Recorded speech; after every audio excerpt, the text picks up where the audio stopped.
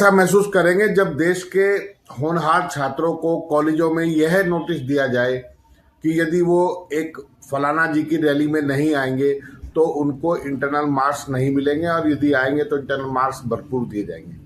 कैसा महसूस करेंगे जब देश के हॉस्पिटल्स में काम करने वाली आशा कार्यकर्ताओं को ये कहा जाए कि उन्हें मरीज की नहीं, उन्हें रैली की बस भरने की चिंता करनी है।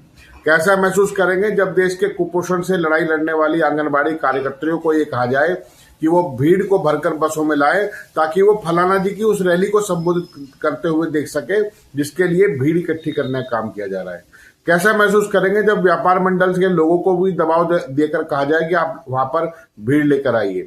कैसा महसूस करेंगे जब ग्राम विकास अधिकारी से लेकर पुलिस के आला अधिकारी तक रैली के लिए भीड़ इकट्ठी करती हुई दिखाई दे।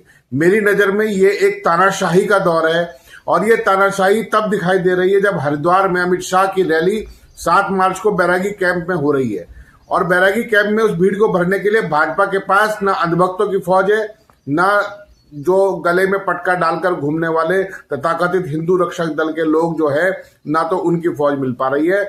वो छात्रों को, महिलाओं को, कर्मचारियों को और जितने भी लोग हैं जो कहीं ना कहीं शोषित पीड़ित लोग हैं, उन्हें दबाव भरकर बसों में लाने की जो होड़ बची हुई है। मुझे आश्चर्य है कि देश की इस तानाशाही पर जो लोग खामोश हैं, जो लोग उनका पक्ष करने की कोशिश कर रहे हैं, तो वह एक बहुत गंभीर मामला बन जाता है। अमित शाह अपनी रैली करे, अमित शाह अपने समर्थकों को बुलाए, रैली करे और यदि लगता है उनको कि रैली में लोग नहीं आ रहे हैं तो अपना भाषण रिकॉर्ड करके यूट्यूब पर डाल दे।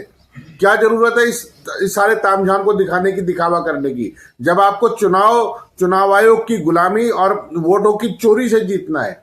ये दिखावा केवल इसलिए है ताकि लोगों को बहलाने फुसलाने का काम कर सके, लेकिन देश के छात्रों के साथ, देश की महिलाओं के साथ इस प्रकार का व्यवहार किसी भी स्थिति में एक शर्मनाक व्यवहार है जो इस देश की सरकार और इस पूरे प्रशासनिक तंत्र के एक एक अधिकारी द्वारा किया जा रहा है। यह बहुत अधिक गंभीर मामला है कि अधिकारी अपने जो स्वाभिमान है, अपने जो संविधान की शपथ है, उसको ताक पर रखकर सिर्फ अमित शाह की रैली के लिए इस तरह से लोगों की भीड़ इकट्ठी कर रहे हैं। आपको ध्यान हो, जब नकल अध्यादेश के संबंध में लोग धरने पर बैठे तो धरने के पक्ष में भी प्राइवेट कॉलेजों के छात्रों को जबरदस्ती बुलाया गया। कॉलेजों पर दबाव बनाया जा रहा है कि वो अपने स्टूडेंट्स को लेकर आए। आंगनबाड़ी के सुपरवाइजर बाकायदा अपनी मीटिंग में बुलाकर ये कह रहे हैं कि आपको यूनिफॉर्म में नहीं आना है और अधिक से अधिक लोगों को लेकर आना है।